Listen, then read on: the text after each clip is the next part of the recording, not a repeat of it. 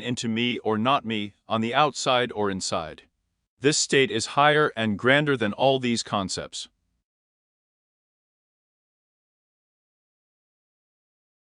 Then, the Absolute wished to manifest himself as a person. This wish or expression of will gave rise to a vibration or oscillation, which is called paralysis.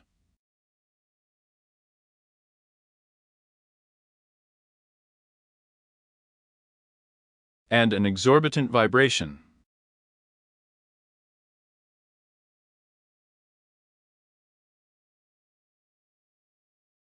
This fluctuation created or manifested itself as Maya, or an illusion. That is, the kind of thing that makes one object appear in them. Maya, or illusion, has separated from the one person, absolutely its infinite part.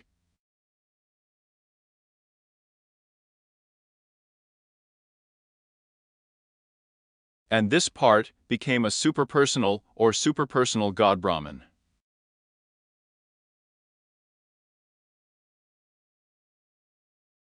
Since he manifested through the sound of vibration, he is also called Shabda Brahman, or sounding Brahman.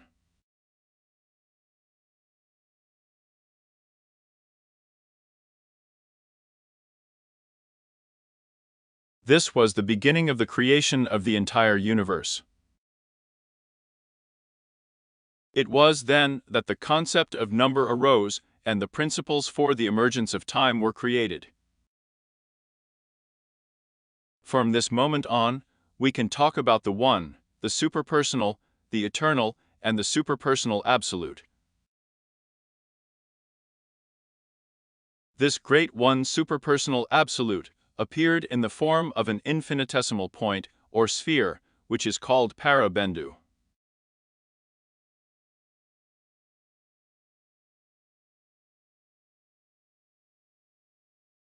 And Robindu will then become the basis for all further creation. So, the primordial will of the Absolute produced the primordial vibration, which gave birth to Maya, an illusion. And Maya gave the impetus to the emergence of the universe. The question arises, what was this original vibration? The answer is given as follows. This was the very first mantra. And in human pronunciation, it sounds like a syllable.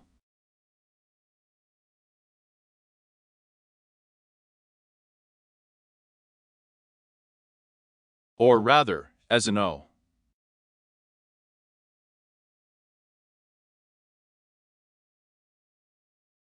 Or then vowel sounds, passing one into another.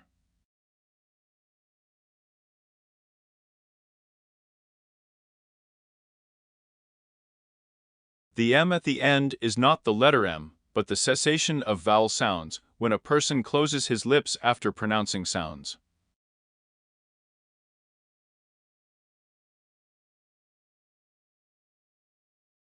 Another question arises, but what relation does human speech have to the original vibration absolutely? To understand this, we need to remember what vibration is.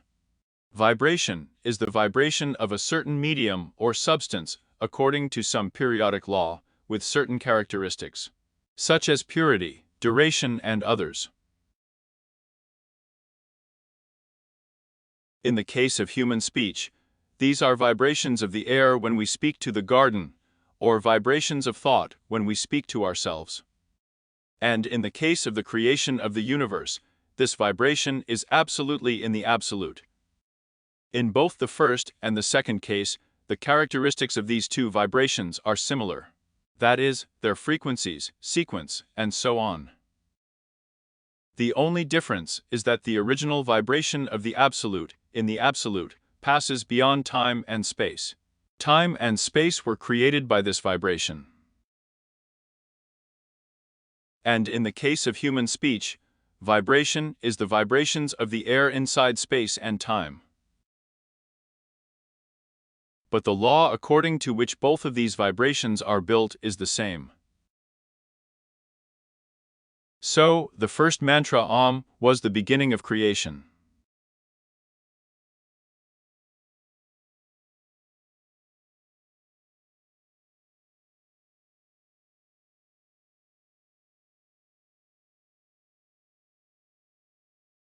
Then, the Supreme One Eternal Brahman wished to manifest as many beings. That is, the One wanted to become many. To do this, he decided to split into two parts. Once again, Maya was the force that divided the One and made the One appear as dual. Thus arose that divine couple, which in different traditions became known as energy and consciousness, Prakriti and Bhasha, Shiva and Shakti, or the eternal couple of lovers. This pair appeared as an infinitesimal circle surrounded by a thin May line and divided into two halves of the May line. This process took place as follows. The will of the one Brahman modified the original vibration of the mantra.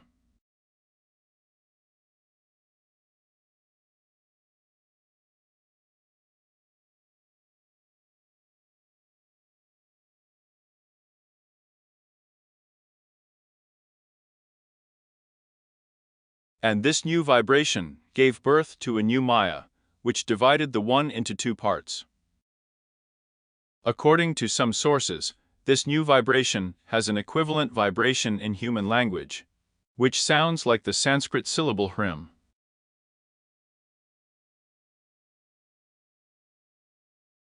Thus, the mantra or the word hrim is a mantra that generates great Mary or young duality, which one made it appear to be dual.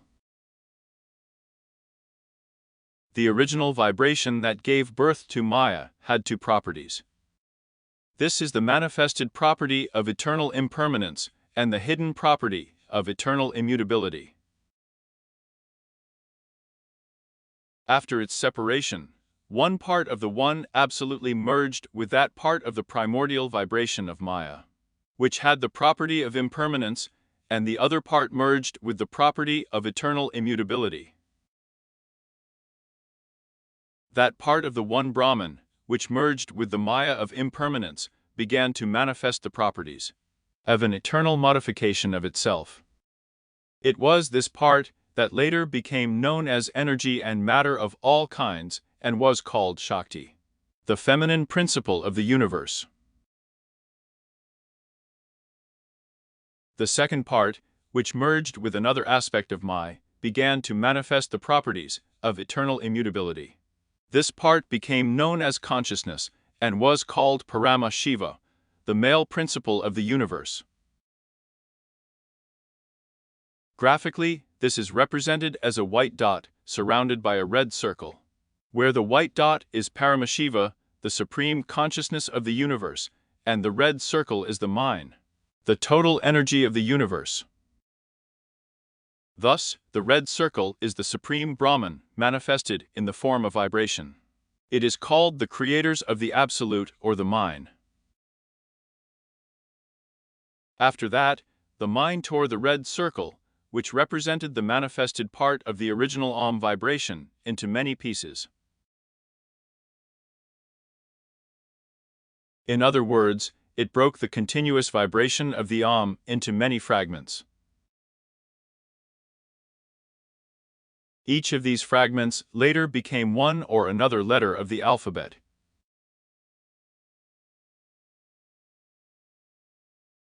Each of these vibrations became one or another manifestation of the mind or the primordial energy of the universe. Altogether, these letters have become the body of the mind, which is called Kama Rupa, or the body of pleasure. Graphically, it is represented as a triangle facing downwards, which consists of alphabetic letters.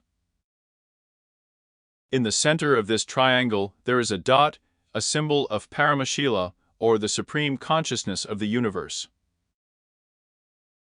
According to many ancient sources, all other objects and phenomena in the universe were created from various combinations of these vibrations. Just as any word can be formed from the letters of the alphabet, all objects and phenomena in the universe were created from these numerous vibrations.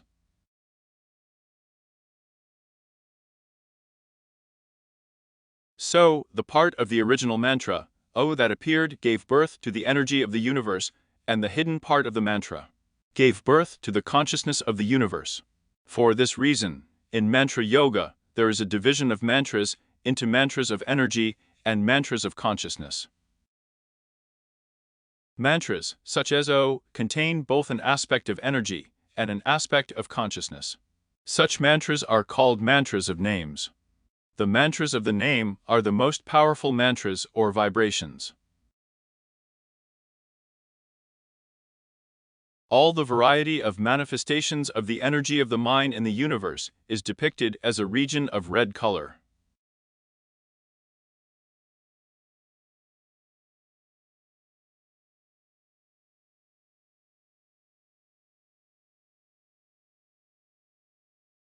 The manifestations of the supreme consciousness of the universe depict these areas in white.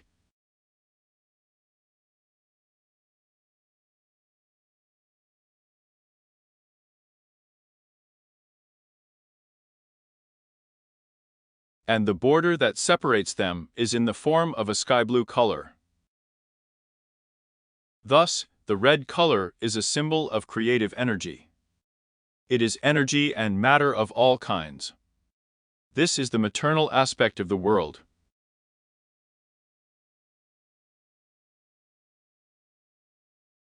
The white color is the controlling consciousness of the universe.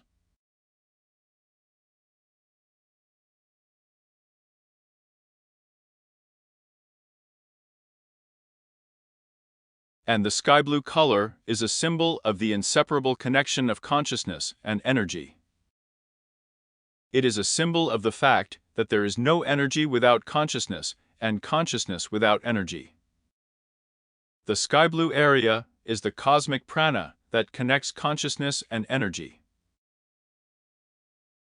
Therefore, prana manifests itself both as energy and as consciousness. In a similar O, prana contains both manifested and hidden vibrations that gave birth to this whole world. The next step was the creation of numerous atmans or individual selves. Every living self was created in the image and likeness of the one Brahman.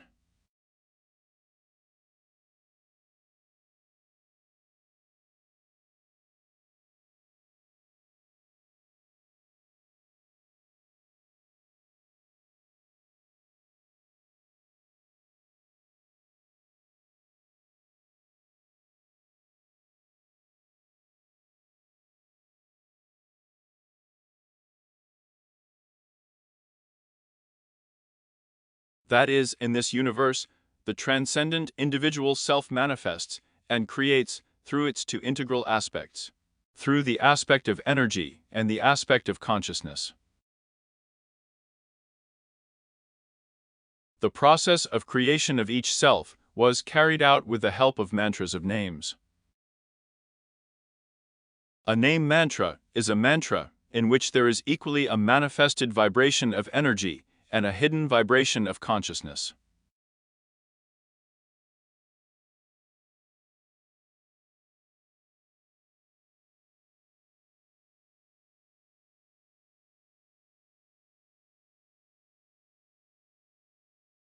When the mantras of names appeared in the universe, each of them separated a piece of consciousness from the universal consciousness of the universe and a piece of energy from the universal energy of the universe.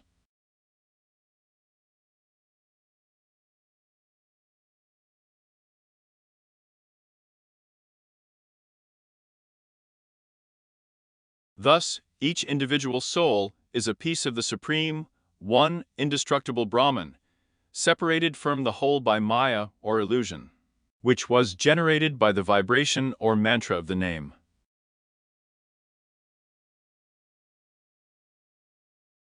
Each individual soul or Atma has at its disposal a small part of the energy and a small part of the consciousness of the great Brahman. The evolutionary task of each soul is to expand or grow to the size of the Supreme Brahman.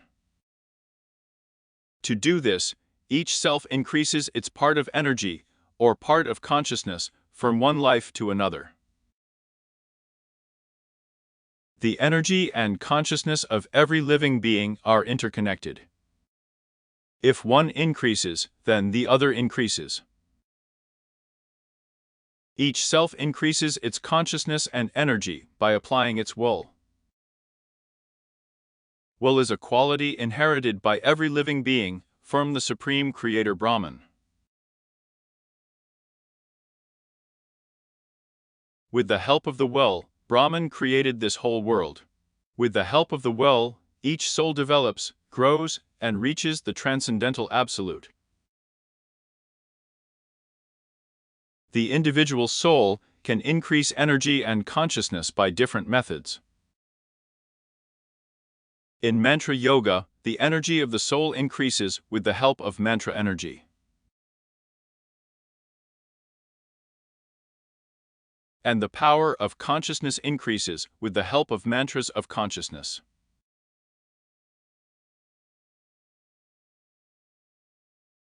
The mantras of the name simultaneously increase both energy and consciousness.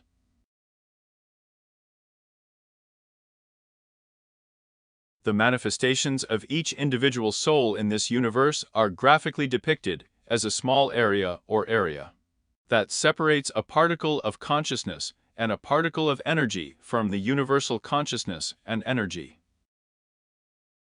The number of individual pits in the universe is infinite.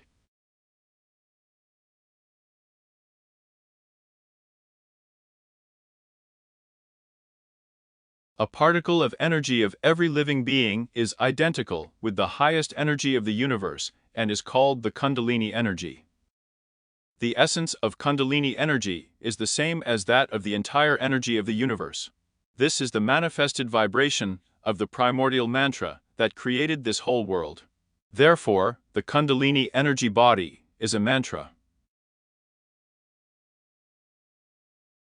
A living being has no two energies, just as there are no two consciousnesses. Any energy that each self manifests is just one of the manifestations of Kundalini energy. Any word that a person utters aloud or mentally is a manifestation of the creative energy of Kundalini. At the next stage of evolution, energy and consciousness began to create the basic elements that make up the entire universe.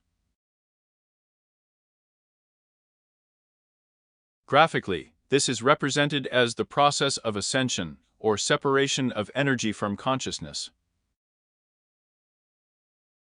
At this stage, consciousness is depicted as a small white dot or circle. Energy in the form of a red dot or circle. And the thread or tube that connects them is depicted as a heavenly blue color. This is a tube or channel empty inside. Empty means that there is neither space nor time inside this tube. This empty sky blue tube connecting consciousness and energy is called Sushumna, or the central channel of any living being. In other words, Sushumna is the path that connects consciousness and energy. And since he is outside of time and space, he is absolutely straight.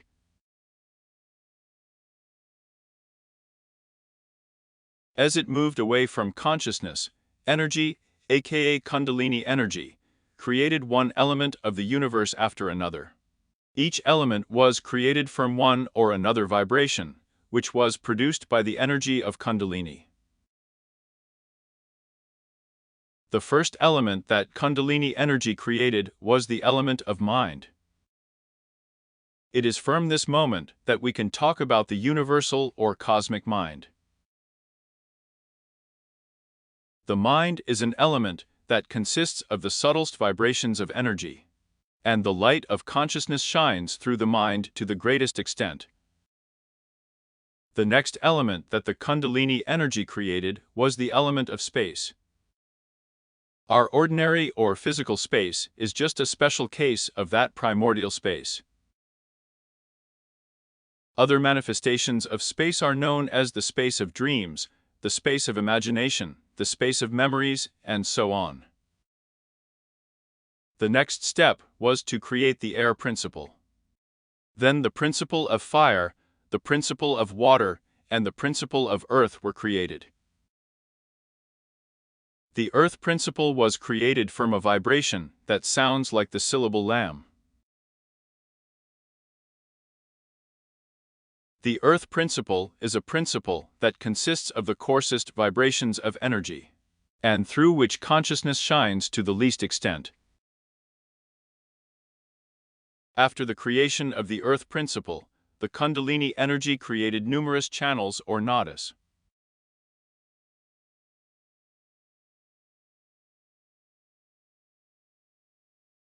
The two most important and well-known of them are both Dawn and Bangala Nadi.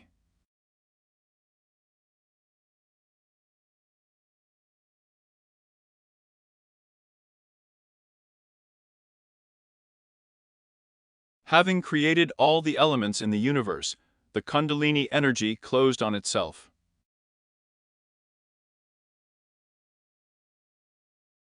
In other words, she herself began to absorb her own creative energy. In ancient texts, it is claimed that in this way she fell asleep. Graphically, it is depicted in this state as a spiral or a snake, coiled in 3.5 turns and holding its tail in your mouth. In this state, it is found in any living being. Unable to awaken her or have forgotten about them. This explains many of the wonderful abilities that manifest in people engaged in Virgo. Any energy that a person demonstrates in this way, be it physical energy, thought energy, word energy, and so on, is just the difference between the energy that Kundalini energy radiates and the energy that it absorbs every moment. According to ancient sources, if a person has realized and fully awakened Kundalini, then his possibilities become limitless.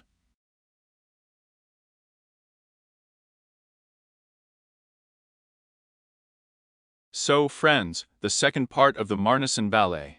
Let's call everyone here.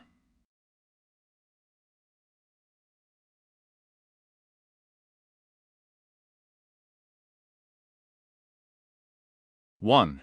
So, there was this triangle with letters. Ah, that's all, the most important thing. We saw a triangle with the letters Kamakalu. It's upside down. It should be upside down. Top, bottom. So, come on, friends, we're slowly crawling up and slowly starting. What are the part-time students in touch? We are in touch, watched, like it. Well done. Correspondence students, please, at least write something there in response. Then the worst thing is when. Well, it's unclear. Will you do it? Okay, let's go. So, I have the 25th. Friends, we press this machine on the button. So, today, friends, is the 25th of January, 2014 year. My name is Vadim Zaporozhtsov. This is our seminar on the Sahasrara chakra.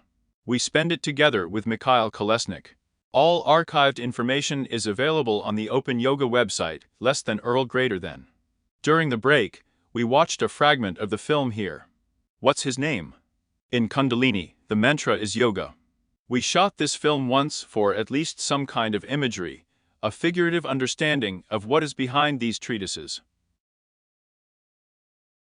Here you have just heard, yes, there the triangle of Amakala consists of letters. What kind of triangle? What are the letters? How does it consist? Why does it consist? And I would like to shoot. In general, in the future, this is such a big enough direction in yoga, imagery. We strongly encourage students to draw pictures according to certain provisions of yoga.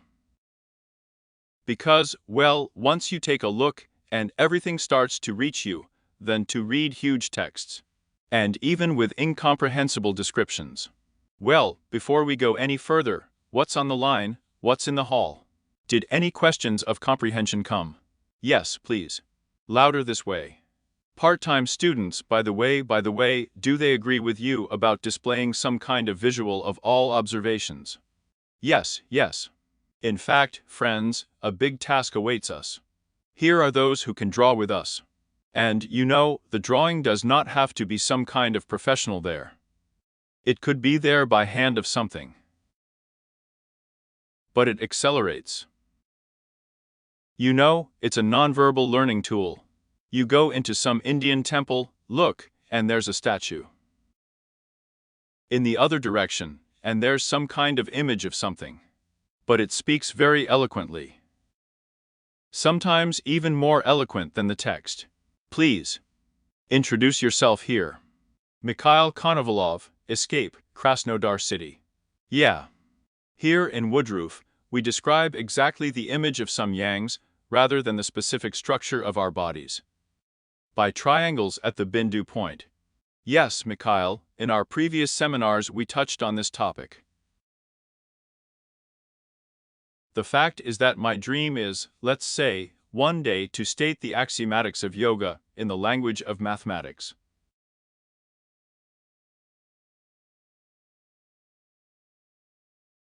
But how did they get out of this situation in ancient times? As follows. This was given, on the one hand, some geometric images, quite abstract, triangles there, petals, rays, letters. And on the other hand, some sensual or familiar images of gods and goddesses, elephants there, rams there. Someone just didn't have it. Remember all the chat seminars. And it turned out that at the intersection of abstract images and such of this flow of information with such a more tangible, somewhere like in the crosshair, an internal analogy was born. What is going on there?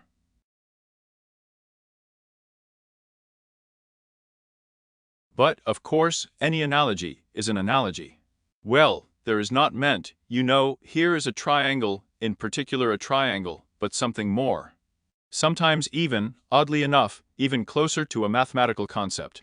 Let's say the same triangle there, or a point there, or, let's say, some positions there, well, purely geometric. Which follow from such, quite logical definitions, as in mathematics. Now, there may even be some topological factors. What is a triangle? Well, it's some kind of geometric shape, say, or some kind of connection of something with something. Here. Therefore, there is a certain difficulty in understanding what was meant. And so it doesn't make sense to transfer it verbatim. Well, there really are no such images. Yes, how? The image is meant somewhere in books, there, in treatises. That's how it's being recorded now. Here is a triangle, it has this firm below, this firm above, and something else around it. That? In the sense of pictures for these texts. Yes. So look, the pictures for these texts were drawn by order of Woodroof 100 years ago. After that, they went for a walk around the world, as if the original source. He just asked the artist to draw something based on the text there. And that's it, and it went into circulation. There are drawings, but you understand, yes, in general. Well, how can I explain it to you? These are all treatises, they wrote, say, on palm leaves with ink there. If these were drawings, then it's something hand-drawn there. Let's say illustrations. Here is Canada Lahari, we have somewhere it would be possible to withdraw. It would be very interesting to see the illustrations of Canada Lahari. By the way, we have it on our website. Let's take it out. Maybe even a slideshow can be made there so that we can see how it all looked. Because few people know. But looking at these drawings, you understand that it's, like in kindergarten someone drew a cheburashka there, drew flowers. The sun is shining here, water is flowing there. That's about from the same area. Expect everything verified there, as such a drawing of the newest battleship or an atomic bomb there. You are unlikely to find anything like this anywhere. More precisely, you won't find it at all. Here, even the yantras. Yantra, they are more such geometric regular ornaments. But they are also not very rare. Very rarely in such a correct form. Now, of course, the whole of India is packed with yantras. That's where it became a business. They bought copper foil, made a cliché, and even in a computer, as I understand it, way, and stamped it. But this is, as it were, roughly speaking, a new model. Thank you very much. So, who else has any questions? Especially for part-time students. Do they write anything there? Let's get back to them, then everything else. No, nothing is clear. Sahasrara is not clear. Yes, that's it. Everyone is silent. They are silent. Silent. What are you doing like that? That's it, no need to look, we continue. There's no time anymore. We continue. We continue, yes. So, come on, where were we? So, we stopped at the fact that this structure above the Aina and below the Sahasrara, that is, below the top of the head, is not as simple as. And sometimes it appears. I want to remind you of another thing, that this science of the chakras, let's say, has found some kind of development. Continuation, say in Tibetan yogas. Everything is simplified there in general. It's not that there are no extra 2 or 3 chakras. There are not all of the 7. For there or how many? Well, nevertheless, everything worked fine for them. Here. Therefore.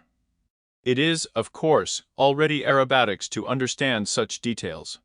Where is the structure, and how does the light of consciousness, entering us, illuminate, say, thought forms on the surface of our mind? Okay, well, what are they writing? What do they write? They are silent. Part-time students are in touch, do not be silent. I reserve time for you, so that you ask questions, I answer. All right, let's go on, since there are no questions. What kind of piece of plums do we have there? We have Shiva Samhita. Not illuminated. So now let's listen to what Shiva Samhita tells us about the Sahasrara chakra and all these structures in general. Well, yes. By the way, he is our Samhita here. He does not focus more on Sahasrara or even on the sum of the chakra, but on Brahmaranka. Here. A 1,000-petaled lotus is placed on the ground at the base of the sky, where there is a Sushumni hole. From the base of the sky Sushumno extends Damu Ladhara. All Nadia's channels surround her. These nadas are the seeds of mystery, and the sources of all the principles that form a person, pointing the way to Brahman. In the center of the Sahasrara in Yona, with the face turned down. Here the root is Sushumni, along with its opening, called Brahmaranta. The inner power of Kundalini resides in the Sushumna cavity. In addition, there is a power in Sushumna called Chira, Kirina. Whoever remembers this, understands the Brahmanas. And he has no more sins, no more births, no more human existence itself. Put your thumb down, so the air coming out of the body stops. The image of a person goes in a vicious circle. The Udins don't want to. The Udins do not want to continue this cycle. The nadas are connected in 8 knots, and the Kundalini can pierce these knots and exit the Brahmaranha, pointing the way to liberation. When Vayu is closed in all channels, then Kundalini releases these nodes and accelerates the exit from the marriage of Maranka. When the vital prana is constantly flowing, then the vital prana is constantly flowing more and more noisily. The noisy cavity in the Andhara region is the Brahma wound. The sage who knows this is freed from the chains of karma. Yeah. Well, let's stop here a little bit, because unlike the text of the Mudras, here, of course, everything is set out in one key. But Rufus has pieces from different sources there.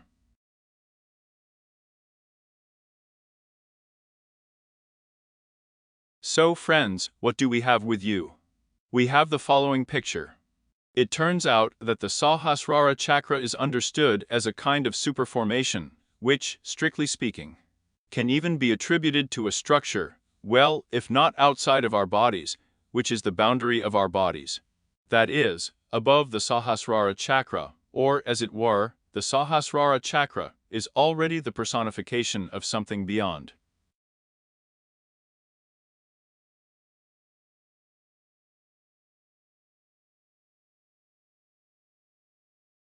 And here I will give a small parallel from other yogas, such as the yoga of dying. After all, they use the knowledge of the human device extremely strongly. According to such a fairly simple concept, what happens when you and I die? The following thing happens. It's like you're pulling prana out of your bodies. Or the process in another way, that your basic energy, Kundalini energy, begins to dissolve the internal structures. Leaving means dissolving the internal chakras.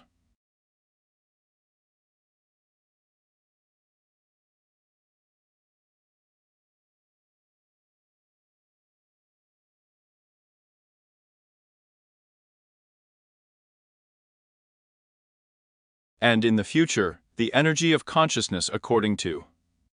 Well, there are different views of different schools of yoga. They sometimes don't fit together a little bit.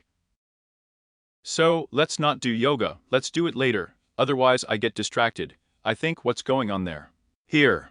It means that at the moment of death, let's say, according to one of the concepts, you have, as it were, the principle of energy consciousness connects, and for some time balances, you know, on the verge of where to fall or, roughly speaking, where to rush into your next incarnation. Because depending on the moment of death, the moment of your exit from the world depends. And this point determines the moment of your entry into the next one. The next birth. I always give such a figurative representation. Imagine you are a fish, a dolphin. Many of you have probably seen dolphins jumping in the dolphinarium. Here it is the surface of the water. There's nothing, it's not visible. Suddenly, out of nowhere, such a carcass jumps out. There's also some kind of somersault in the air, and again a gurgle. And here is the moment where the dolphin dives, according to the laws in general of mechanics, physics, is determined by the moment where he jumped out and at what speed. In the same way, at the moment of death, in what state of consciousness, self-awareness there in the end, and other factors you die, will completely determine the moment where you will incarnate.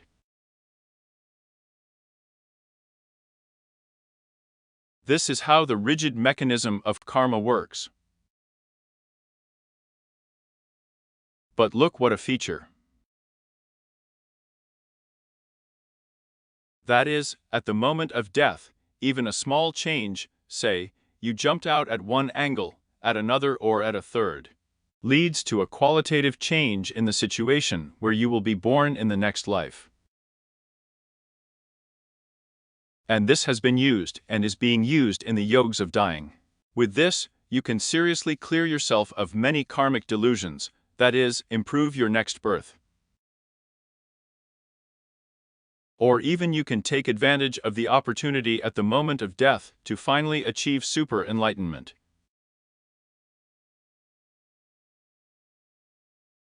Me. Then I got a movie, I really liked it. It's called The Hitchhiker's Guide to the Galaxies, or so it's called. And it means this situation.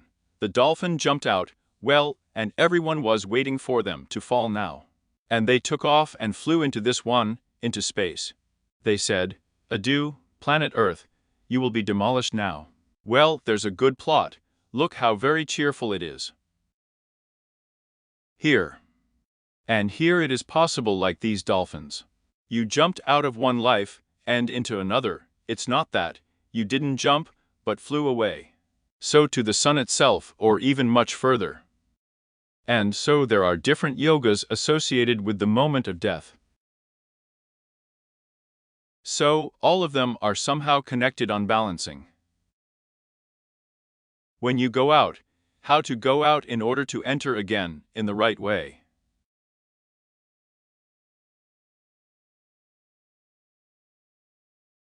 Let's say, in connection with this, there is, say, the ability of yogs and ejins to die in time, in order to be born in time in the next life. That is, yak or Eugenia. Sometimes it often follows from ancient legends that the yak and Eugenia says, "So, everyone, guys, I've been sitting here with you for something in this life, I have a suitable berth there now. That's it, adieu. Because the train will leave, my future mom and dad are going to make love there right now. Here. And I'm wasting my time here with you, and I'm waiting for completely different prospects, horizons. And with the help of this, it is consciously, in fact, to leave this world in order to be consciously born. For the benefit of helping all living beings, of course. Because, as a rule, people who have it, they can generally, like these dolphins, go out and go into the sea. Here? But there is a section of quite strange, difficult to explain yogas that are very popular in Tibet.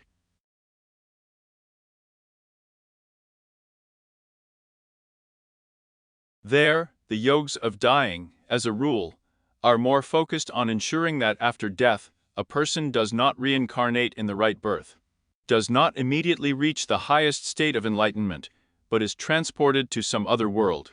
Well, in particular, there it is called a clean country.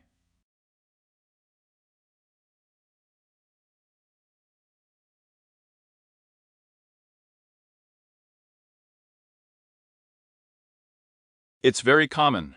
A clean country. That is, he died, and he was born in a clean country. What kind of clean country is this? Where is she? Here. And, in fact, indirectly. Indirectly, according to some signs, it is possible, well, as if you analyze the parallels between Tibetan yogs. In Tibetan yogs, almost no one will explain anything to you. You know, there's a conveyor there, workers are on the conveyor. I put the blank, scrolled it there, took off the chips, drilled, and everything went out. And they won't explain to you what operations. That's it, gotcha, that's it, let's go. Here. But if you look at similar Indian yogs, it's more like, as you know, such a development enterprise. We're very smart engineers who develop this conveyor. They know perfectly well why to remove the chips here and drill there. Because they made this conveyor. So here, by analogy, from this kind of documentation, which has come down from the Indian M. Yes, yes. Well, Tibet was a big factory for enlightenment. Well, what did you want? Shepherds, highlands, sparse landscape, life is very like that. Tibet was very militant, very militant. He kept everyone in fear. The thugs were outspoken. Then suddenly it demilitarized, moreover, it became a refuge for, therefore, a spiritual layer that, only with the arrival of the Chinese have driven them out of there now. Well, too, you know, there would be a silver lining. The Chinese drove them away. So where did they come from? They came to the West, they teach us. And the Chinese would not have come, now, they would still be sitting in Tibet. We wouldn't even know about them. Here, that is, here too, as you look at it. So, what kind of clean country is this? What is this intermediate stage? So, and look, how is our world different? Why, generally speaking, in all texts it is considered that the most priority birth is birth in our world. In our material world. The material world. The heavy world. It's not for me to explain to you. Try not to feed your body. Or not to wash, or somehow not to please him, not to dress him. You will immediately feel not very well. Or go out there in the cold right now without this one. That the mother gave birth. Oh, the body won't like it, friends. In other words, it's hard to live here. But here, as if acting on the gross energy, you can instantly affect the subtle consciousness. Here, there is the effect of that ritual effect. You say, just like I pour something out of something there. Let my consciousness connect with energy, and there will be, therefore, happiness. And indeed, everyone did it. Tweet, you have something there in your brain, and in the subtle structures turned out, and yoga worked. That's why I always say there you will get somewhere in a good place, which there are few left. If they tell you to do such a ritual, don't ask, do it. Everything was thought out there millennia before you. It says there, in what the mother gave birth, there are places, yes, to go without these, without clothes. Then come in. It is said to repeat such a mantra, it means repeat. That is, they won't understand if you start thinking, reasoning. Here. Therefore, there are advantages to our material world. Here, without even realizing it, you can make such a chain of associative connections that will work by the grace of teachers. But already at other levels, corresponding to other chakras, everything is vague, and everything is difficult to control. You may have had nightmares. When there is a pond of thought forms, and you can't stop them. And a person usually wakes up, only after that he retreats. Why? Because he returns the activity of his consciousness to a more inert environment, where it is a nightmare, he is already cramped there. He will try and stop everything, exhaust his strength. And if, roughly speaking, the environment is more discharged, these thought forms begin to walk there. And you can't stop them. Because you don't know how to control consciousness. The forces and energy flows are gigantic. Emotions are connected. Fear, anger, there's something else, and you're carried away. What a nightmare. And that's why it's very hard to live in such a world. There are very strong pleasures, but very strong sufferings. And here supposedly there is such a small platform, connected with some kind of semi-principle. This is not a principle in our usual sense of the word. Remember, there is a principle of earth, water there, fire and so on, so on. But here is such a small area, which is the highest Aina, but below the Sahasrara, where, on a fairly narrow scale, it is possible to make a world where, roughly speaking, the same factor as on the physical one.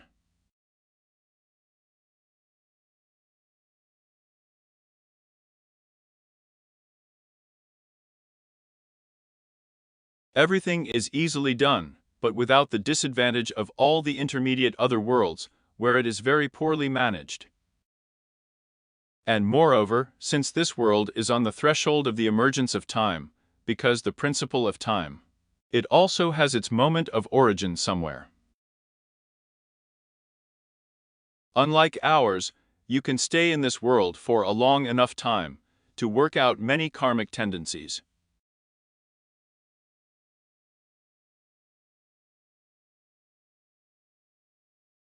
But in this lighter version.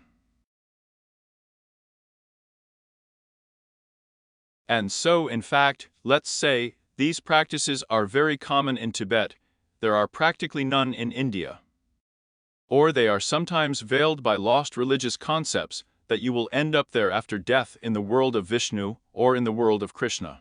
Or somewhere else, in some world where there is a personified one, as a rule, where everything is okay, everything is good. And you are happy.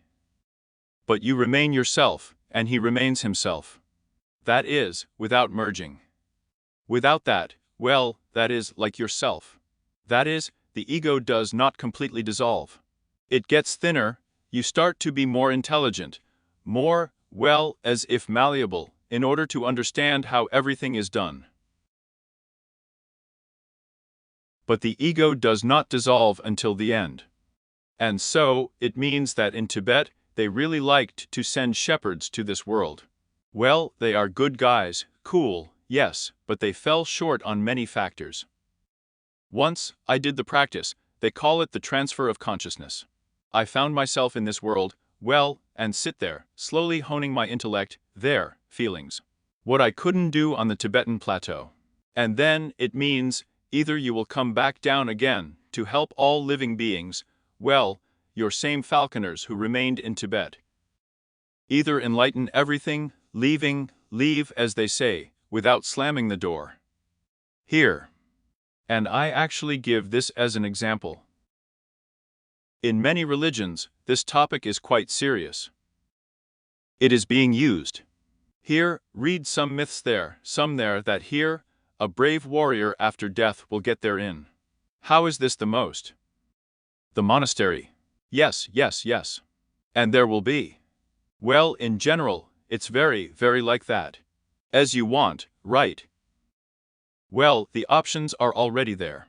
Already there, the options start depending on who wants what. In other words, it turns out that you, roughly speaking, have made up a lot of things for yourself on the earthly level. And any desire in this regard must be fulfilled. On the other hand, before it is fulfilled on the inert earth plane, we will really pass 5 million lives. So you wanted a Mercedes. You'll get it? Are you going to push me away? But definitely. That's what you didn't want, everything will come. But eventually. As a rule, when it comes, no one wants it anymore. And there, a little faster, there is a process between the expression of a desire, its embodiment. But without a lack of intermediate worlds, when it turns into an uncontrollable nightmare, when you don't control your thoughts there. You can't concentrate when emotions capture you there. Here. And apparently, many religions have used it. Used, of course, in yoga, used, yes, in this very. But this is considered, again, an intermediate such level. And again, the intermediate level, it is of the following nature. You must have good enough karma to get this knowledge at all, or to hear that it exists. But still bad enough to understand that the ultimate goal is a higher state, not an intermediate one, but a higher one.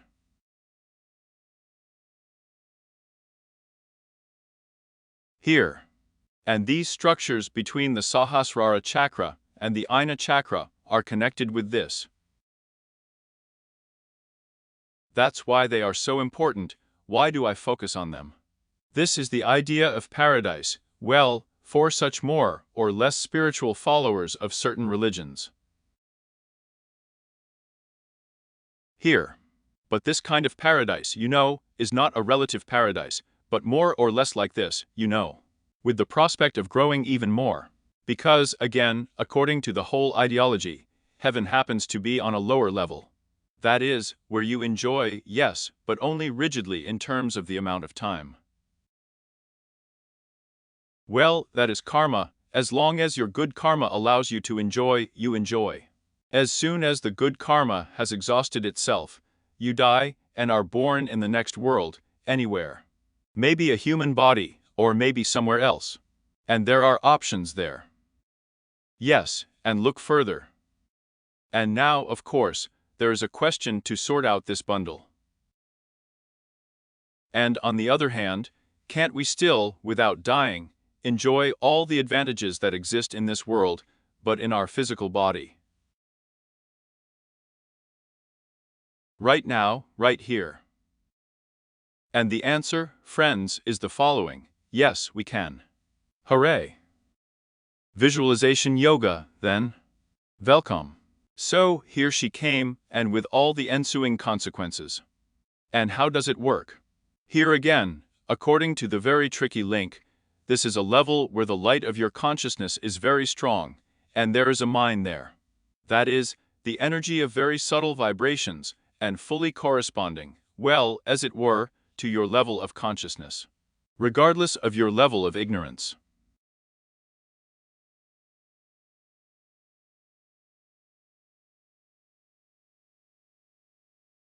More precisely, here, but it seems to be the closest to the consciousness that exists. And in different texts. So, who's the Morse code we have there? Yes, yes, yes. Signs. This means that different texts also give different practices. Well, in particular, at Avalon before that we read, before the break, there was a mention, let's say, of 4 non-nadis. In other words, this is the bundle that already in this world of yours right now allows the methods of powerful visualization yoga. And even backed up by mantra yoga to behave and live as if you were living at this level without dying.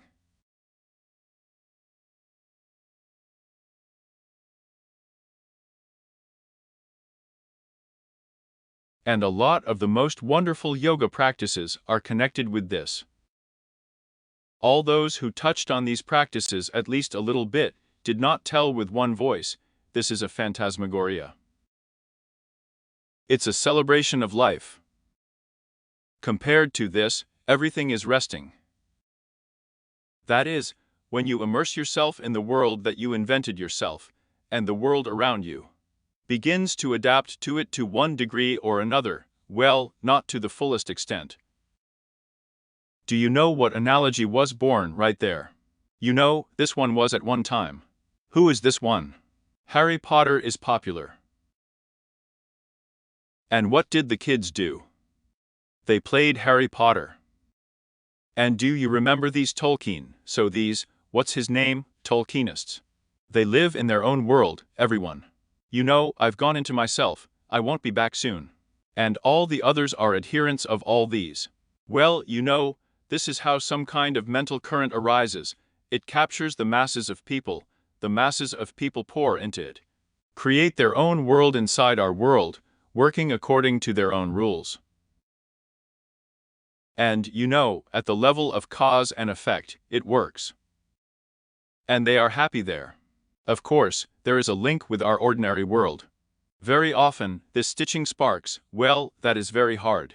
Flying on a broom means combining it with this, with our era. Here. But nevertheless, as long as you are within the framework of this cunning Chiramine. So, well, do you have some kind of border? You are the king and god there. And the whole world adapts to you. Well, you should also not heat up. You have to understand that the power of visualization is also limited. So, unfortunately, this was used not only by Tolkienists, but, say, such dubious characters, say, as Hitler.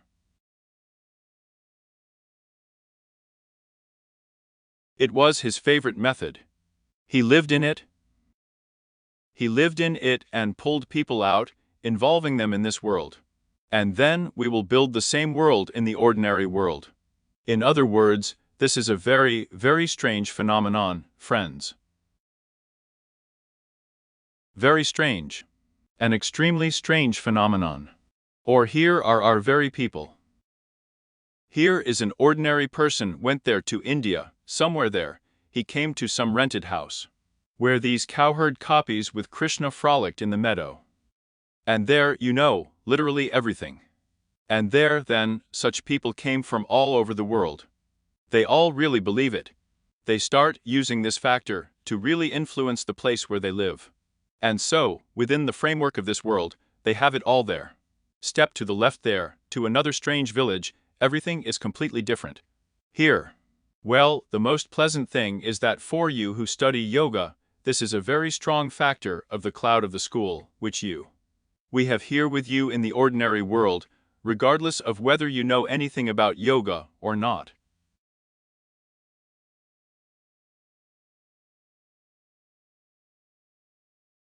In other words, it's enough for you to get into a field where, well, energy flows and streams of consciousness are built on this principle, leading you to higher spiritual achievements. And helping you, well, to overcome.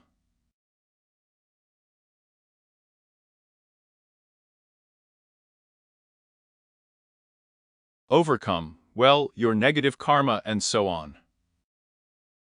And how you are protected. Just like you are protected. So look, everything has a strong and weak side. You can invent non-viable worlds in order to escape from them, from reality, and live in them.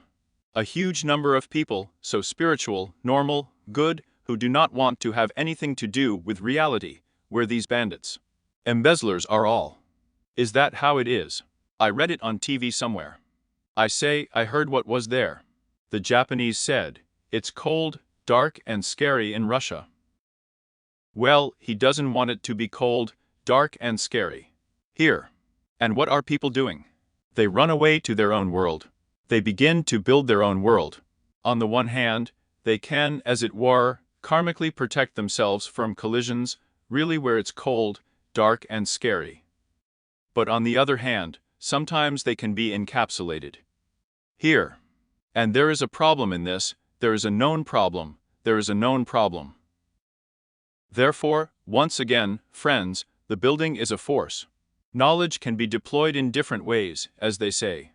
And I would really like you to deploy it for the benefit of all living beings. Here. But once again, the theoretical justification, it is like this. So why is this level a little higher than Ina's level? Because there, you know, there is such an exorbitant as they would say, the mystical light of consciousness is stronger. Well, really, who should ask a Tolkienist? What are you, actually, a jerk or something? That's running around, there is something there. That they are fighting with swords there. Healthy, well, once uncles and aunts. And they feel that it makes some sense. And he sort of picks them up, and he carries them, leads them through life.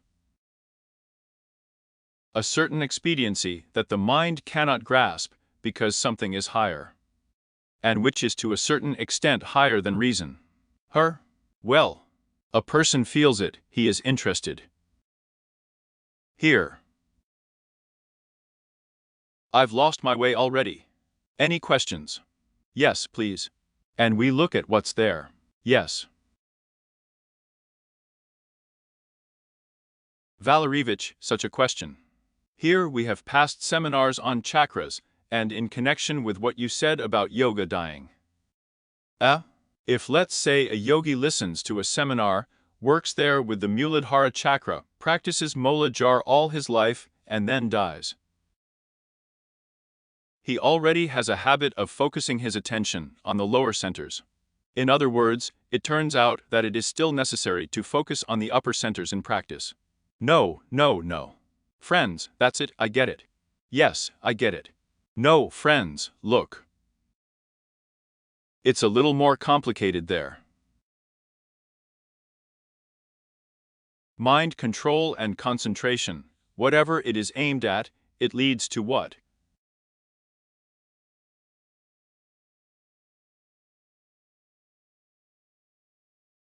Not to the fact that you will then direct your birth there, but to the fact that you can control it. Especially with regard to internal structures. Roughly speaking, when you die and, as they say, the Muladhara chakra will fall apart, you will not be so afraid. So, but another conversation. There is, you know, another thing that is really serious and dangerous at the moment of dying. And what you believe in, you get there. Roughly speaking, you have decided to engage in occultism, Salim. At first, it means that a lot of this literature, there are spirits there, something invisible is flying there or is still being called. And you begin, as it were, to live in this world of occultism. There are plenty of such people, there have always been, there are and will be. Because it's such an exciting, mysterious world, a woman's side of something. Here. Women are very susceptible to this sometimes. And it is clear that if you are a yogi, and you are doing this just for the sake of curiosity, to find out what kind of planes of existence there are. And there are a lot of different planes of existence, even unusual from our point of view. This is one conversation.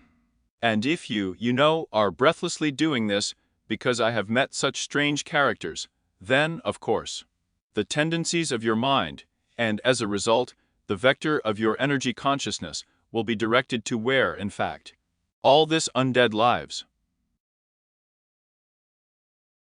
And you have a very good chance of being reborn in the spirit world. Do you understand? In this respect, of course, than any religion. Pay attention, what does any religion do? Here is the medieval town of Plaka. Dragging the poor guy will initially chop his head off. There's a priest right there. What is he doing? You come on, confess and let go of sins. There are different options. And then pop. The head will be cut off either way. The priest came, he didn't come. It seemed, well, what is it to mock a person, right? Here. And that makes sense. And why? Because if a person is even an inveterate scoundrel there, suddenly they really realize yes, I behaved badly, well, I will be fine. Then there is at least some chance that after death this positive trend will outweigh the negative one. And well, how would he jump out of life so as to land, well, in a better place? Here. Therefore, what is meant here is more danger, not what you are doing for the sake of research, but what you sincerely believe in. Believe me, any embezzler there, any criminal there, anyone there. Well, someone is a scoundrel. He says he doesn't believe in anything. No, friends, he sincerely believes that the world is made the way he understands it. What kind of world it really is, he doesn't know. He will never believe it when you tell him there about Lord Krishna or Proshiva, or there about a precarian cosmic function with a great emptiness that awaits you, or about karma, or something else, about rebirth. He will say, well, yes, tell me fairy tales. But he believes that the world is made like this. Everyone is for himself, as they say, God is for everyone. What you need if you want to live, be able to spin. What's there? And so on. Here he says, yes, I don't believe in anything. And thus he says, I believe in my own. And according to his own faith, after death he will get there. Not so from life to life. That's why it makes sense, of course, your sincere faith. Or knowledge. Because faith is such an abstract thing, But the knowledge gained on the basis of yoga practice during your life, this is much more, well, like a reliable foundation to die than just a book where you read what will happen there. Unfortunately, friends, there has been such a trend, I can't help but say about it once again. Now a very large number of lamas, including from Tibet, come and conduct all kinds of dying practices. After which, it seems, a person does not need to think about anything at all. That's it, you're going to die. Clap clap. Everything has already been paid for you there. Golden parachute. Yes, a golden parachute, as when these very top managers from these big corporations are fired, they are even happy. Fired. They paid me $20 million there, that's enough for me. And the next stage, just imagine, they go through these practices, then you start talking to them. Well, okay man, I passed everything, rejoice. But now let's work in this life. And he says, what the fuck? Why should I work on myself? The Lama has already promised me that everything will be okay with me. I say, good. And do you do everything that this Lama prescribed? There I did there how many thousands of prostrations, push-ups, mantras, prayer there. Well, there are different ways. Where there and physically somewhere. I didn't. So where is the probability that it will work? What if it's not a job? Suddenly, at the very last moment of death, you will forget about all these teachings, because during your life there is nothing. You're going to have this parachute. Yes, your foot then, into the hatch, under the ass, death will throw you off this plane. And you will fly down. And you'll even forget that you have this golden parachute. You'll fly like a stone. Here. Therefore, there is a well-known, friends, difficulty and subtlety here. Yes, there are very serious practices, but in any case, they do not cancel the fact that you have to plow. Plow and plow in ordinary life. And not just like that to decompose everyone around you. That's it, I'm now, guys, you're all second-class people, and I'm already everything, I'm already there.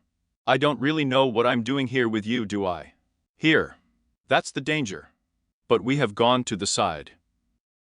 Look, aerobatics of course, when you, awakening the Kundalini energy, connect it with the Sahasrara chakra at the top of your head. And what happens at the same time? At the same time, it turns out that you have pure prana in its purest form. If you are aware of it at this moment, you are aware of the source of prana, that is, your higher self. If you become aware of your higher self, you become aware of your nature, instantly overcome all ignorance, and realize that the nature of your higher self is no different from the nature of the Absolute, and this is called samadhi without an object.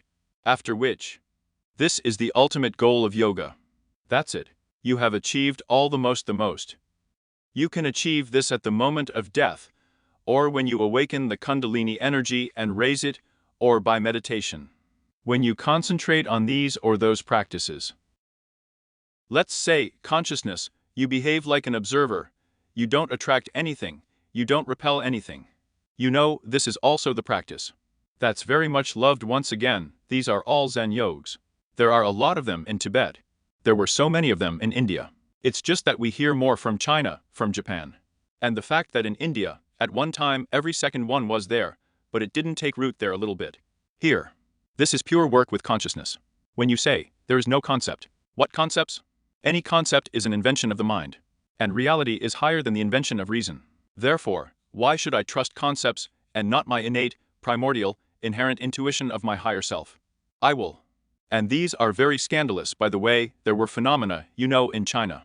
Here in China, this knowledge began to penetrate, and the Chinese, they are very strict guys in this regard. They have, you know, according to the principle, you're the boss, I'm a fool. I'm the boss, you're a fool. A very rigid hierarchy. Try jumping out there. But the truth is also a social elevator, unlike India. In India, everything is by caste, but not in China. China, you could, in general, if you were smart and quick-witted, achieve very great heights in career growth. And here, imagine, some Zen masters like Bad Hit Harma come there. And they begin to freak out frankly. In other words, everyone there is cramming some of these treatises, so he does some ritual moments, and he comes up. Yes, guys, all this is bullshit, it all won't lead you anywhere. Everyone, of course, is outraged, and he somehow begins to behave impudently, but it turns out that every time he turns out to be right. That is, as if from the formal point of view of the doctrine, he behaves defiantly incorrectly, but in fact, always bypasses everyone. Here again, this is an example of Saint Basil. You read, there were a lot of them in Russia too. But in a good sense of the word, they were fools. It was then that they turned into homeless people. But in the beginning, initially it was really a very interesting phenomenon. Here. And, you know, this is a state beyond concepts. In the end, if you go into consciousness, you don't have a thought for you that one theory, that another, that the third, that the fourth. If you like, you go into the intuitive, or rather you do not refute them, but you rise to a higher level. And as a result, it is a very powerful method, only for people, of course, with strong intelligence. Of course, it turned out as always, there were a lot of freaks, that is, homeless, deranged and others, who began to consider themselves already such Bathit harms, behave defiantly, inadequately, and at the same time teach others. When I'm in yoga, I generally see them, I already see them from afar, I've been in this topic for a long time. This is the most unpleasant audience, friends, that there is. They pretend that this is it. He has a super logic that if he, in general, did some kind of defiant act there, then everything is stupid. They just didn't understand that he had it. So, the highest intuition. But in fact it's just, well, as if a person is pretending, imitation. And for a while, but she's the audience, you know, so exalted, she loves this kind of thing. Especially if he's wearing bangs or something. That is, the first case. Here. But then they quickly somehow leave the scene, mostly, according to my observations, because of drugs. That is, they are sinning, unfortunately. Many. Well, indeed, some actions cannot be combined in any way, so, except. Therefore.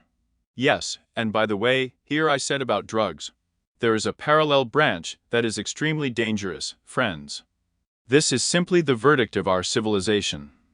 And this is when modern adherents now begin to eat some mushrooms or other dope, synthetic or semi-synthetic, and then reflect on what worlds they have visited, what consciousness means there, and so on, so on. Friends, don't believe me. These people go to hell and drag you there. Remember, any chemistry is not just below Ina, it is below Muladhara. Do you understand? This is chemistry, this. Well, it's hand and foot. You were shackled, pictures were shown, but you remained in chains. Here. Therefore, some people walk, wander, talk. That's what I am too. Well, now thank God, it has become less. I remember also being at yoga parties back in those years of the early 90s. So there are often these adepts. What's wrong with him? He's freaking out? Then he ate the stamp.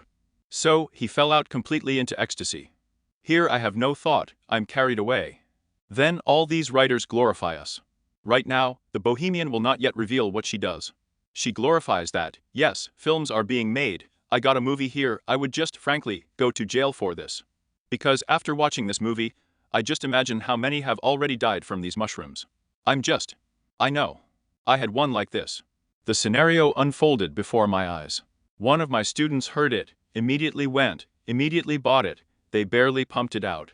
That's why, friends, these methods of consciousness have nothing to do with dope in all forms, whatever it may be. Right now, here is a list of what is prohibited. I assure you, in 20 years it will be like this, Tom. Chemistry is developing. They managed to ban it, no one knows about it yet. While banned, someone will be taken to the cemetery. So that's why I'm here now, 1 second. For this reason, friends, remember, the methods of consciousness never use dope. Never. In general, under no circumstances do the methods of consciousness ever use, such outrageous, as if indulging base passions or flirting with madness.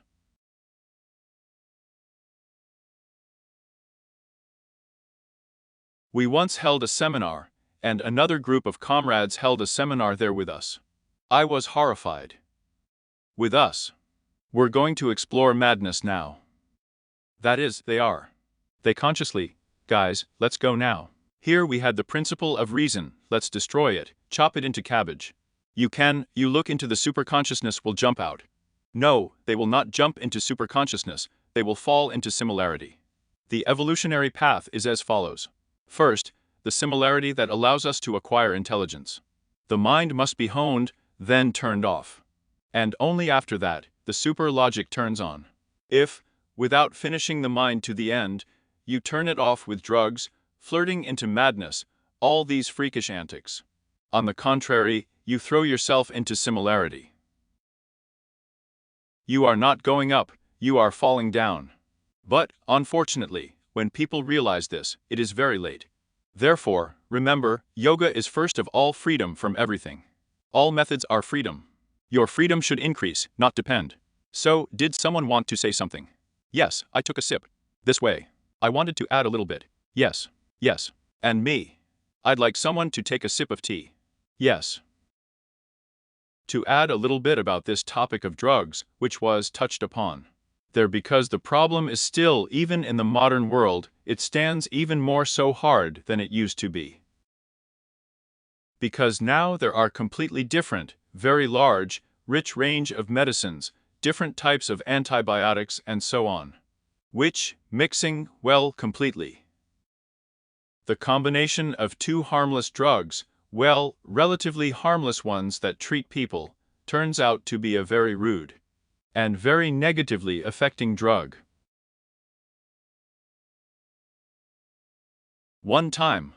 And people just leave at the moment of nick with this mixtures, so-called. It is impossible to prohibit this in any way by law. We have tried many times and nothing works either in America or here. In Russia, deputies have also tried to make something out of it, but it doesn't work out a damn thing. Yes, our deputies always do even worse. Friends, you see, natural selection is probably going to take place now. Very cruel natural selection. Someone will not survive. Here, you understand, our civilization gives us all the means, regardless of the degree of, intellectual, moral, spiritual development. And someone will not stand it. Because, really, like a clap and that's it, and no. Stoned, gorged, hooked, there is no you. Accordingly, you left no offspring. I'm already saying that their ancestors think about such a person. Here. Therefore. Yes, and this, government propaganda against drugs does not work either. Because when the muzzle. I'm sorry, I had one acquaintance, he's not a deputy, he's an assistant to a deputy. The rascal. Rare. I just don't know where this deputy is looking at his assistant, right? Here. And when this official muzzle begins to teach me how to live. Especially if you are, well, how would you, well, in your youth, especially when you are 15, 16 years old. When you want to turn the whole world around there. And then some kind of image begins to speak. What do you do, what don't you do? First of all, youthful maximalism. Who will let me manage my life? If I want to eat trash, I'll eat it. Who will forbid me? Deputies or what? No. Who are they anyway? Nobody. This is youthful maximalism. He's right in his own way, they're right in their own way. And vice versa, it's like. On the contrary, it spurs. You know, here, but I'm not like that, I'm against it. So when it comes from above, it doesn't work. It should be an atmosphere. The atmosphere is only for the dissemination of knowledge. It's okay there, let it be there. Let them die from alcoholism rather than from drugs, friends. Vadim, but is there any doubt? Here were such texts, where it was said that Shiloh smoked. Or there are who are there. Who wrote them? The adherents who cough their smoke in order to somehow. Tantric practices of some kind. Yes, this is bullshit. Utter nonsense. First of all, let's get started in a good way. What? Which ones? Here in the same there, if we take India. Initially, this was nothing. Then, even if there was something there, it's, you know, at the level of cannabis. Well, yes. So excuse me, is there a difference between cannabis and some kind of mixture of this chemical? It's the earth and the sky, you know. And those who fell into a trance there, with some kind of grass there like Ivoski, I don't know, a peony put a cactus there. Friends, once again, I am telling you quite responsibly. The general path of yoga is the path of freedom. You should not depend on anything, even on your mental concepts, not to mention some chemical rubbish that exists today. And you are in one state of consciousness, and tomorrow you are not, you are in another. Where is this freedom? This is slavery. So I'm not even going to figure out who did what, when, how. The question is different. Yoga leads you to freedom. Everything that restricts your freedom must be ruthlessly discarded. Any nonsense restricts your freedom. It is for this reason that it is illegal. Not because the uncle of the deputy there, the embezzler said something there, but because the meaning of it is like this, do you understand? And now we need to convey this idea. The idea of freedom. Do you understand? The idea of responsibility. All right. And as for all of these, well, how to say it? All of these ingredients here. Yes, there have been thousands of them for thousands of years. Do you know how many? But it's just that it's not really visible, friends, that those civilizations that used it all somehow got out of people. Please note that it is not particularly visible that these same Indians are from South America there. Somehow there's something. This. It didn't help. Didn't help, yes. And look at this jungle. And look at now, that's what's going on in India right now. There's dope on dope. I came to India, I had a textbook case with me in general. I put the bag in Rishikesh on the lawn.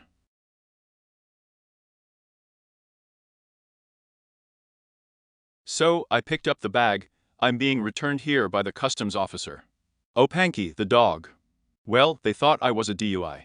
Well, everything is clear, not at all. From where? Here I put it, so someone was sitting there before that. Well, what were they doing there, once soaked? That is, it is forbidden to drink beer. It is forbidden to drink vodka. It is forbidden to have sex. And dope is on every corner. You understand, right? Oh, a nightmare. Sad. No, I'm just saying, friends. If we are talking about these structures, about the perception of consciousness. Of course, you're going to buy books now. So we ate mushrooms there and went on a shamanic journey. We saw something there. The water spirit told me there, and so on. This is nonsense. I'm not. The day before yesterday. Well, when? Well, in general, last week, I happened to go on the train. Sat down and sits next to a young couple. Young guys, probably 19 years old. And a girl with such a deep. Yes, I made a trip here.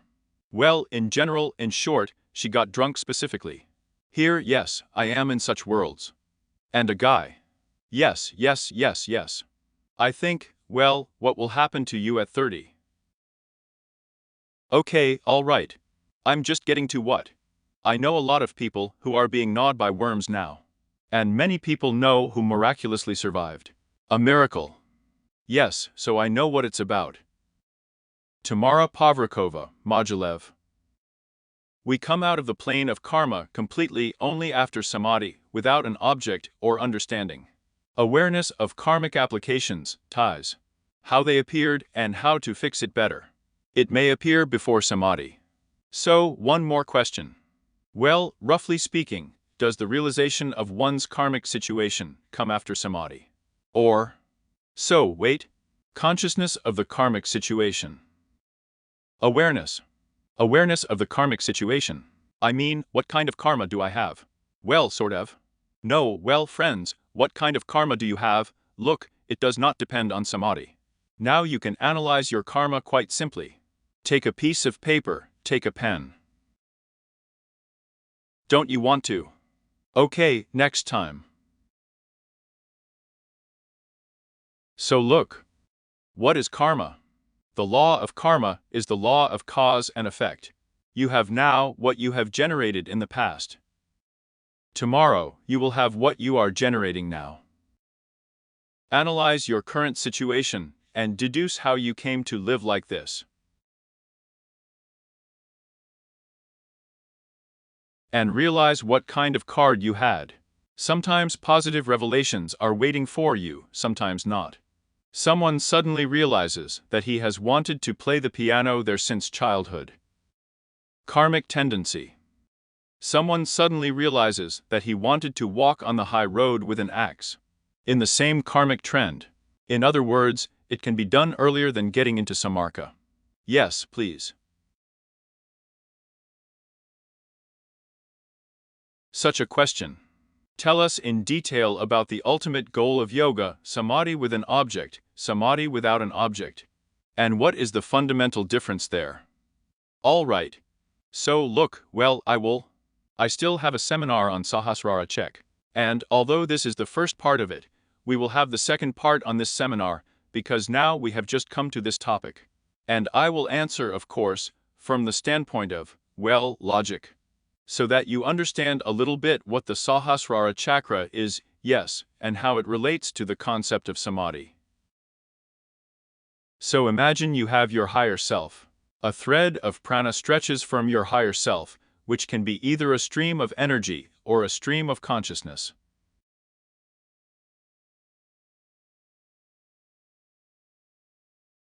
So if it represents a stream of consciousness, it enters the point of bindu. And through the bindu point, it means, respectively, through such a tool, which is called a cheat.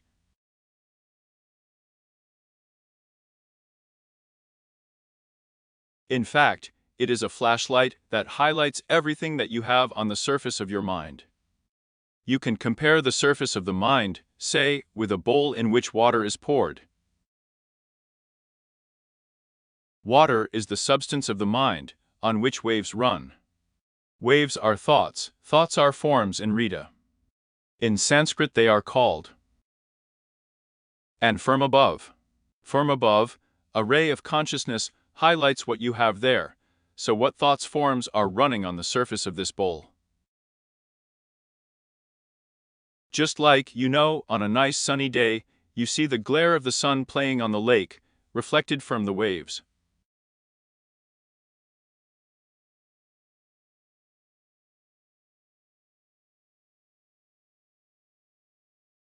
And here's the next thing to sit down. How do you know, as a matter of fact, well, in such a simplified form, that you have thoughts in your head? Well, this is a simplified scheme. I just want to limit myself, make a reservation. Of course, everything is much more complicated there.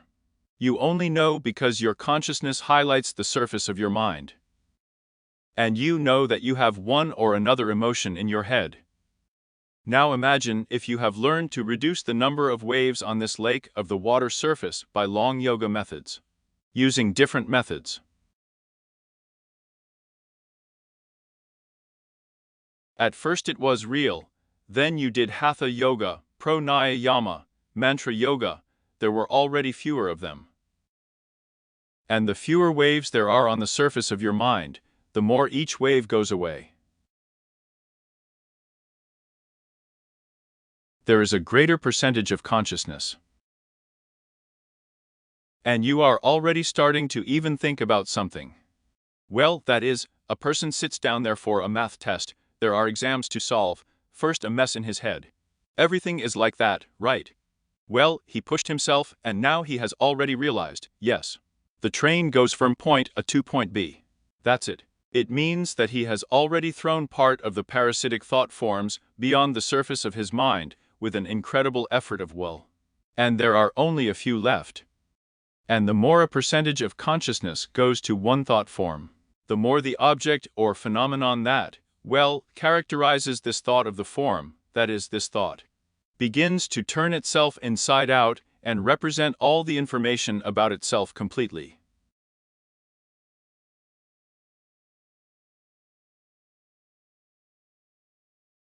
Therefore, the more you focus on a particular thought, the faster you solve a particular problem. But imagine the following situation, that you have concentrated so much and thrown out all the parasitic thought forms waves, that you have one wave left on the surface of your mind.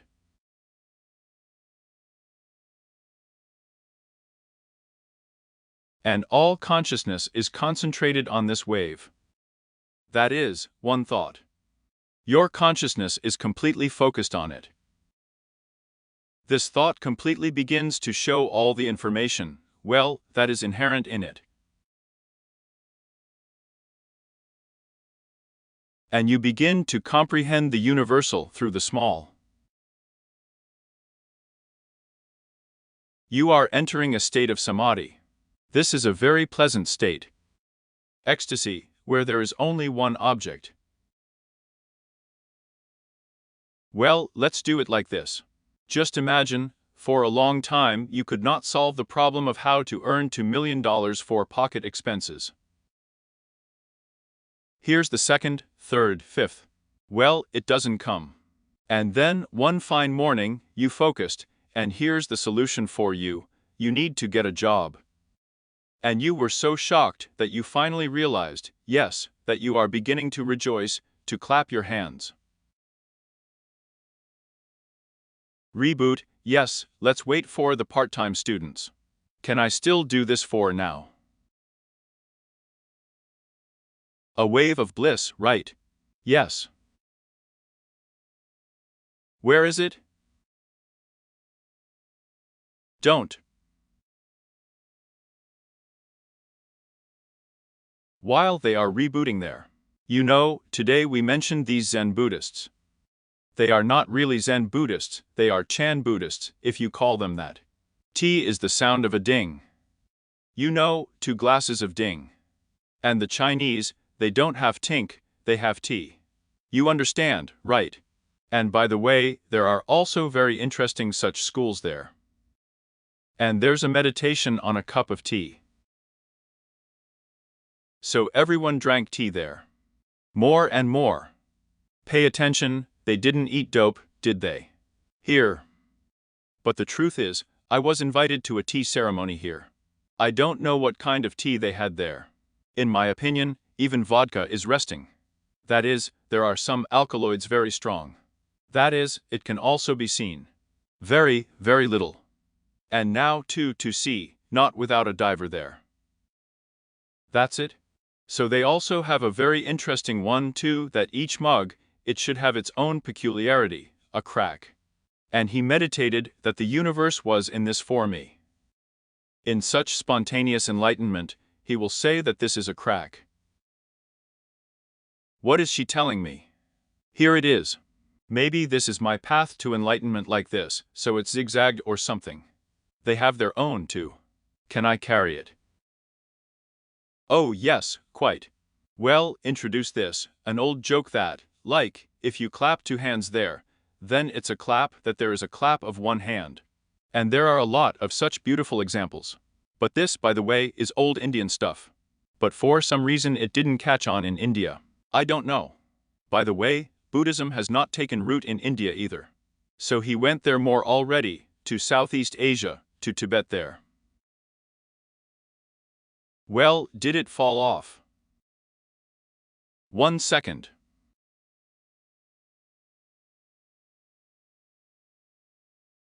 Chuck did everything, and he gave me another piece from there.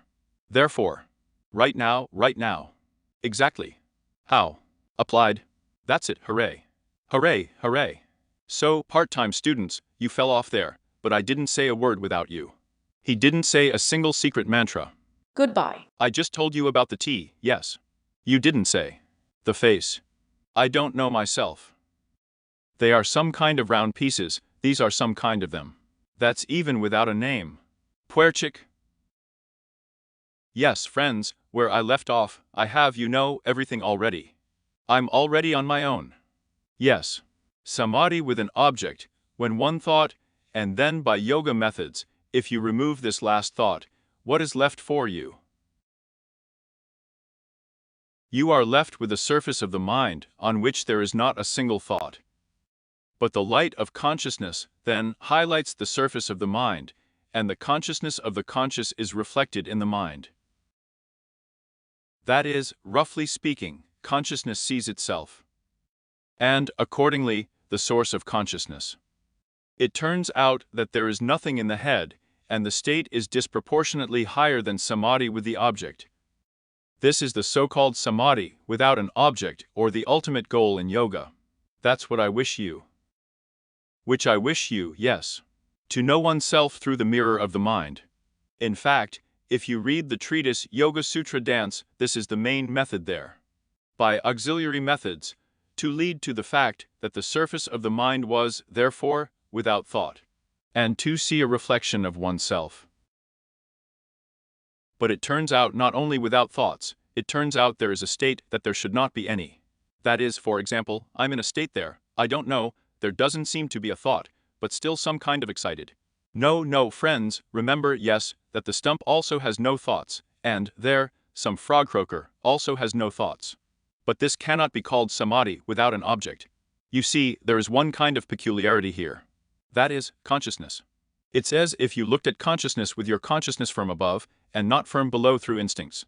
Here you are, here I am. How many times does this happen? Here you have come after fatigue or from the cold. I came, sat down, and that's it. And frostbitten, right. Oh yeah. There's no thought in my head, is there? But it's only enlightenment, that somehow the language does not turn to call it. Why?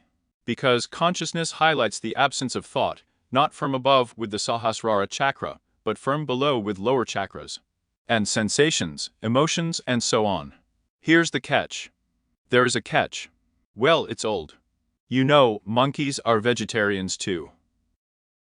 You understand, right? But they are monkeys.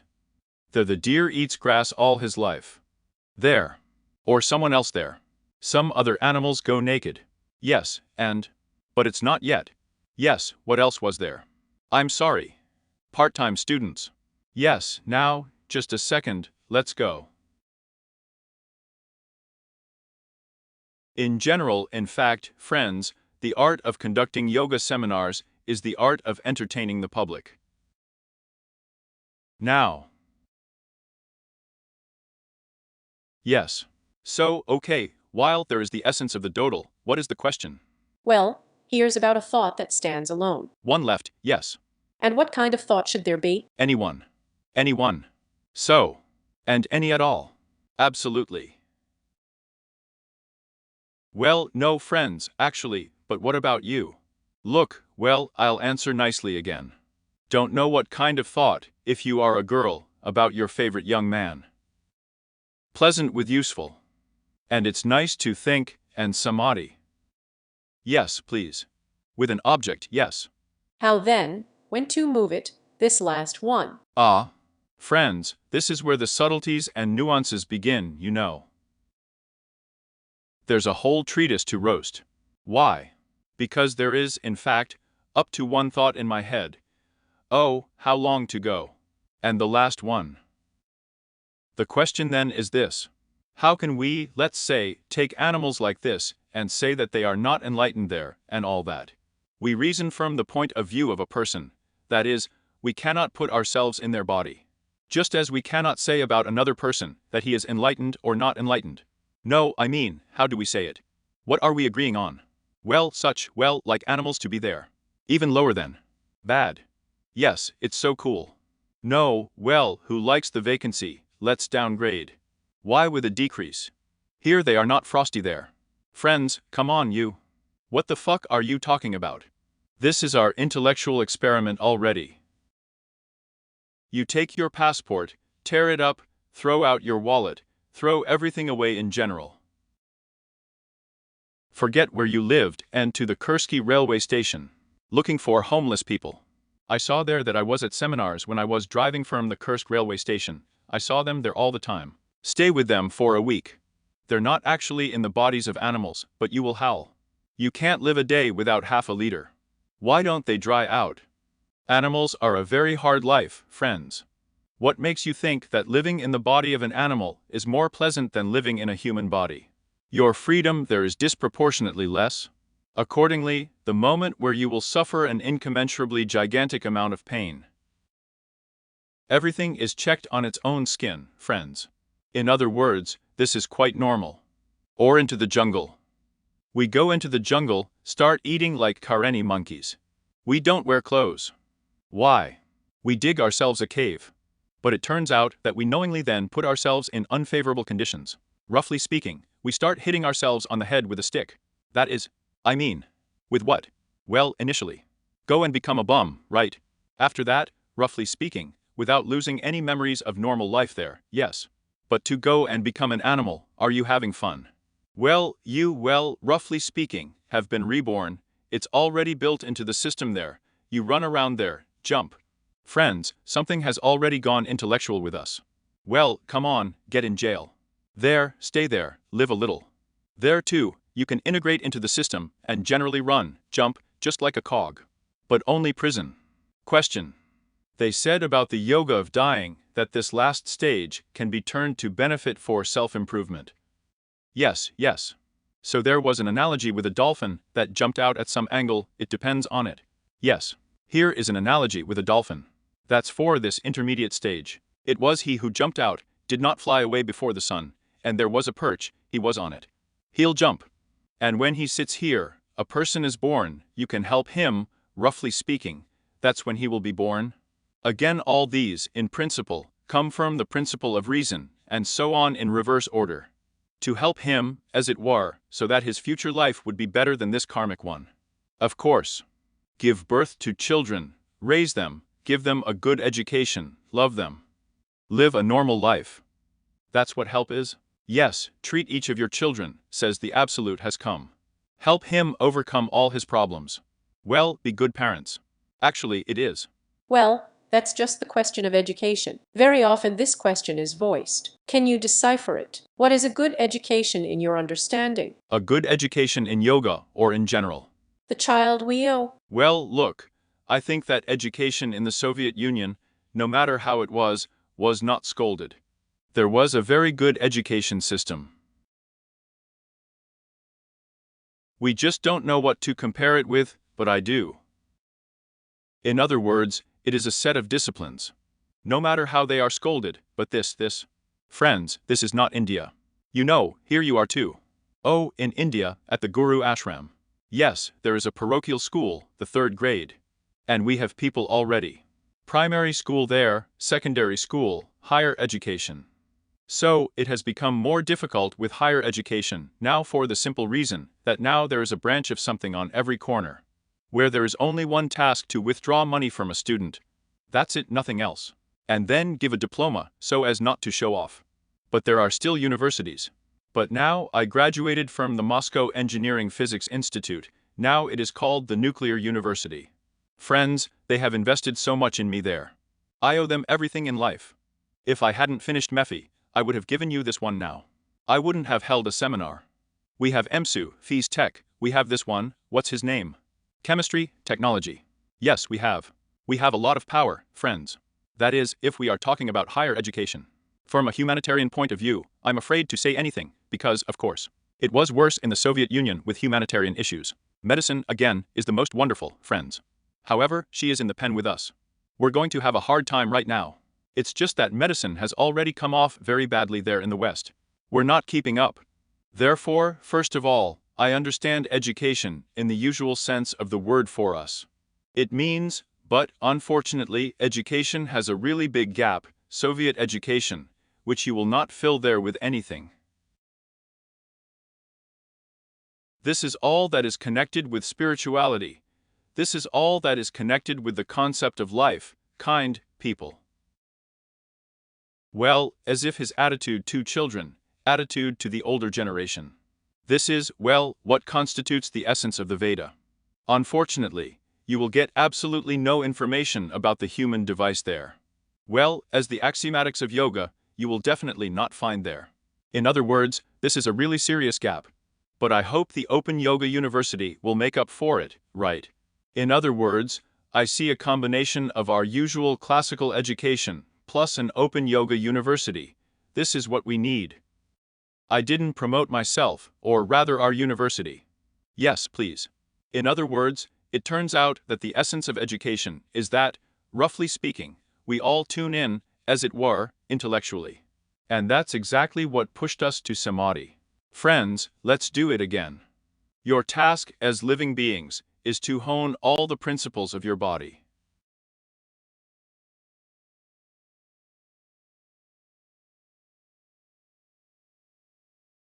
With the previous principles of earth, water, fire, air, space, more or less everything is in order.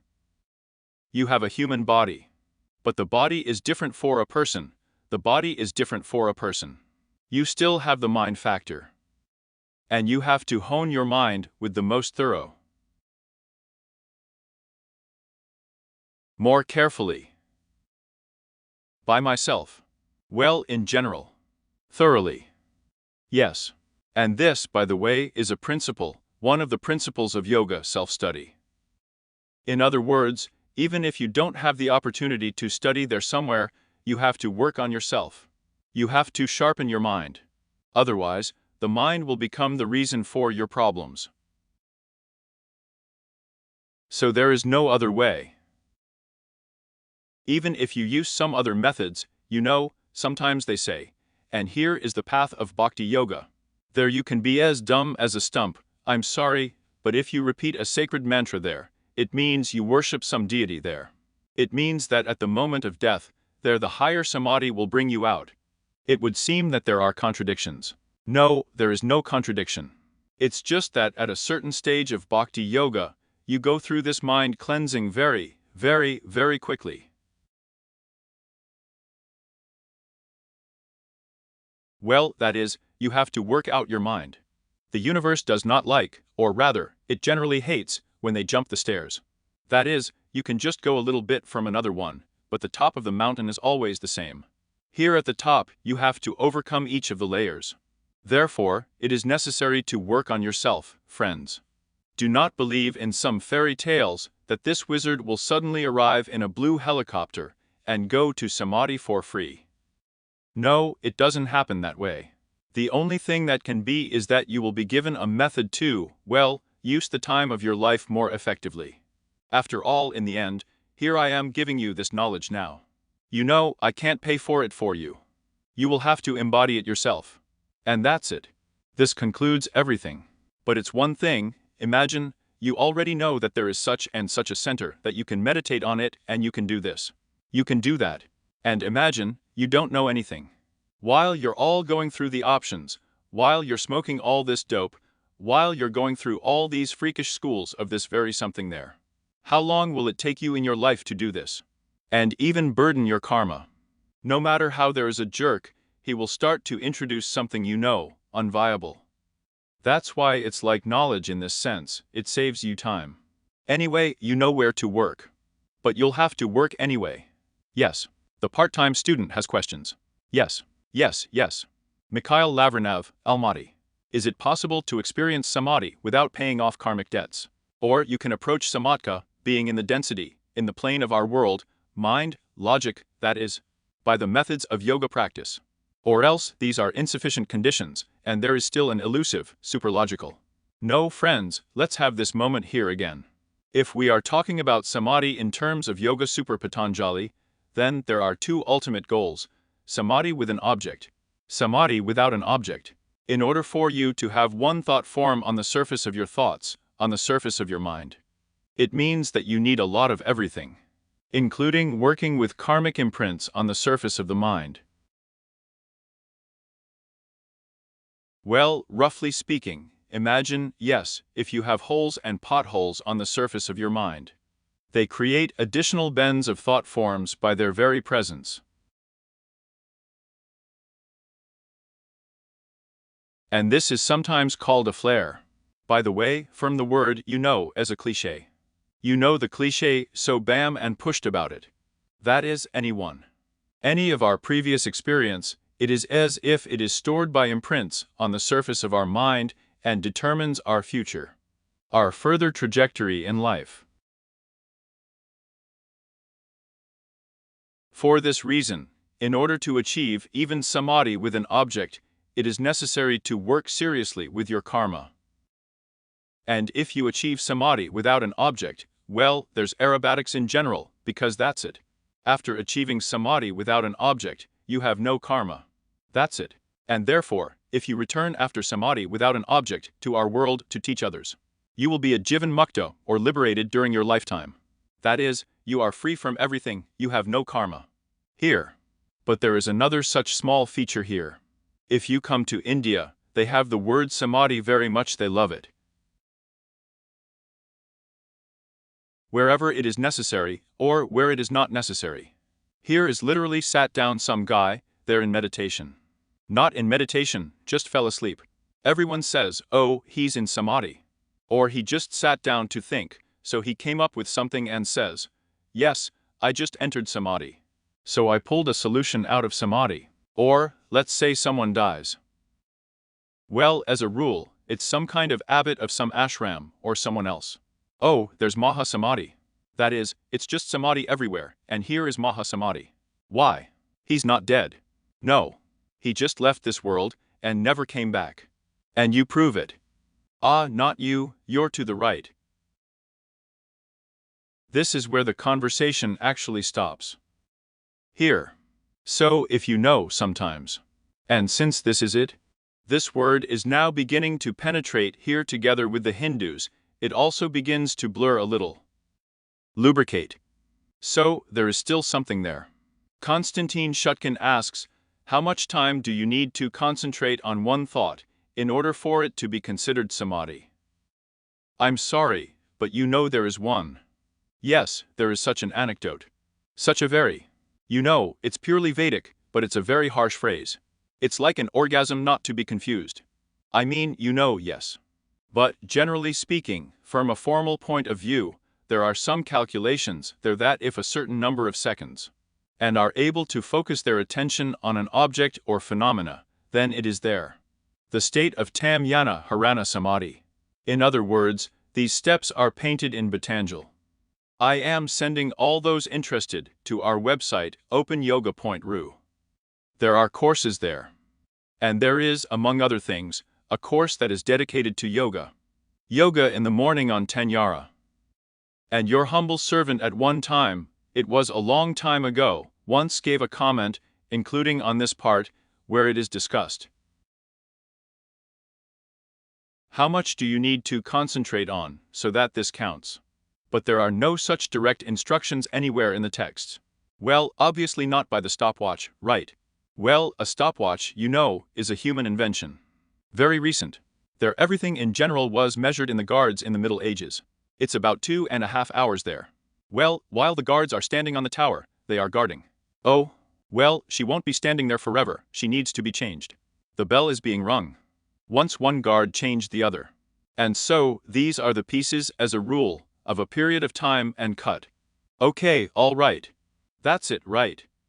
Mikhail, the next part. We continue. 3 streams meet at the mouth of Brahma Ranha. Ablution in this place is achieved by salvation. Secret Trivproya. Between Ganga and Yamuna flows Saraswati, ablution at the confluence of 3 rivers. The lucky one gets saved. Gangaida, daughter of the sun, Yamuna Pinga, in the middle of Saraswati Sushumna, that place where the near rivers join. The most inaccessible. One who performs ablution at the junction of the white Ida of the black Pindola becomes free from sins and attains eternal Brahman. The one who performs the funeral rite over his ancestor here in Trevin obtains liberation for him and reaches the highest realm himself. Here is a very interesting point. I'll interrupt a little. The fact is that here again in Tibet, where life has always been very harsh life. And that's why everyone there, I'm sorry, died like flies. Actually, for some reason, dying is so popular in yoga. Very quickly, a lot of people died. I didn't have time to be born, hop pop, everything is gone. So there is another very interesting feature in the yogas of dying, that if someone died, then another person, well, they have a lama, can help the deceased. That's after his death. And in fact, these are the techniques described, say, in such works as Bordit Hedal, the Tibetan Book of the Dead. Indirectly, this is present in the 6 yogas of Naropa. That is, when, well, roughly speaking, if you had some kind of connection with a person during your life, well, that is, he reacts to you. At the moment of death, you can help him. It is clear that if it concerns your relatives, then you have a very strong connection. And then the technology. Here, pay attention to how it is described here very allegorically, this technology of help. The one who performs the funeral rite over his ancestor here in Trevin obtains liberation for him and reaches the highest realm himself. That is, look what was meant. But we will consider this in more detail at the next seminar. In Sahasrara, the left, right, central channel, or a place called Proyag converges.